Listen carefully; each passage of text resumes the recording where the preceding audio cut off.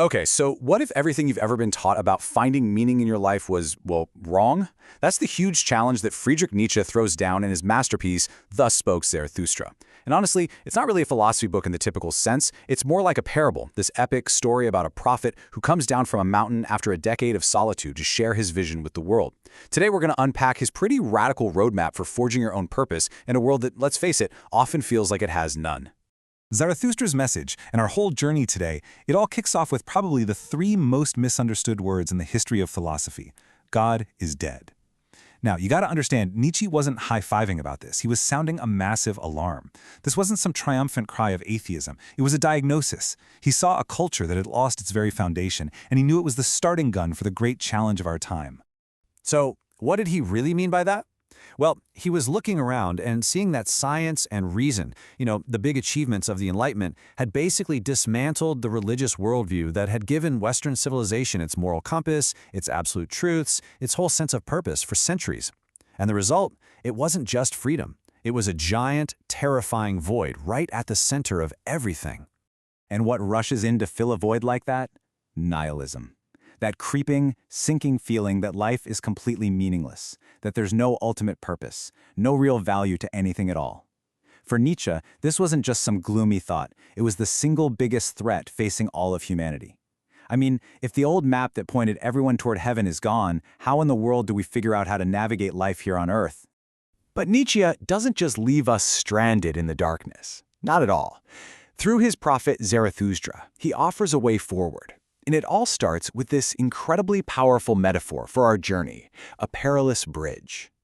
He describes humanity as a rope, stretched precariously over the abyss of that nihilism we just talked about. Behind us is our animal past, the beast, and way out in front of us is a new potential, an ideal he called the Superman. We are that tightrope walker, balanced somewhere in the middle between what we once were and what we could become. It's a dangerous crossing for sure, but it's one we have to make. Let's be really clear about something, though. The Superman, or the Übermensch in German, is not a comic book hero. This isn't about capes or superpowers. It's an ideal.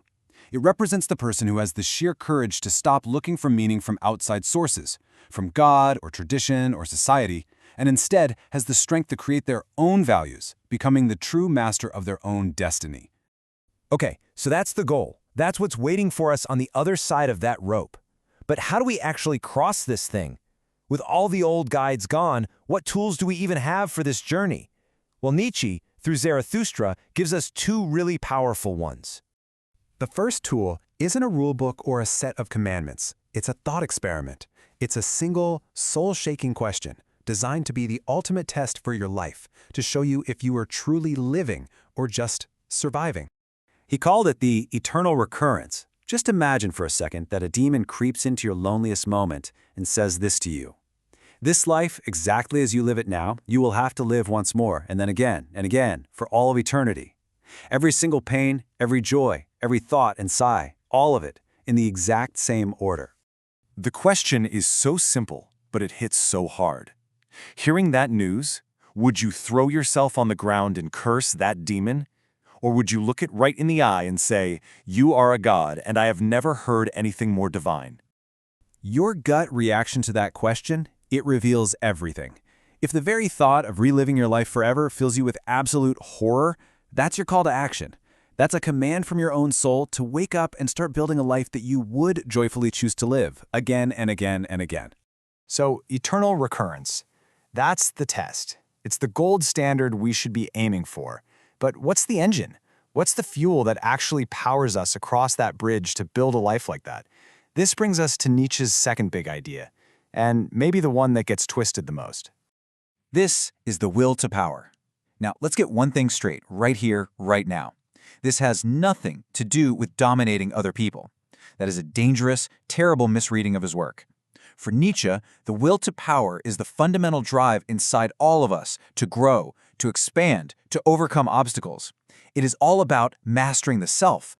So what does that actually look like in real life? Well, it's the artist who struggles for hours to perfect their craft. It's the scientist who's pushing the known boundaries of human knowledge. It's you when you learn a new skill, or finally face a fear, or push through one last rep at the gym. It's that deep, innate drive to become more than you are right now. This is the engine of self-creation. The will to power is that internal fire that drives you to stop being a passive spectator in your own life and to start actively forging your own destiny, pursuing your own unique version of greatness. It's the force that literally moves you along that tightrope. Okay, so let's put it all together. The death of God created the problem. Nihilism is the huge danger we're facing. The Superman is the goal on the other side of the bridge. Eternal recurrence is the test of whether our life is on the right track, and the will to power is the engine that gets us there. So, what's the final destination? It's your story. You see, Nietzsche's Zarathustra doesn't give you any easy answers. It just gives you a challenge. In a world without a pre-written script, he basically hands you the pen and tells you to write a story so magnificent, so true to who you are, that you would be thrilled to live it for all eternity.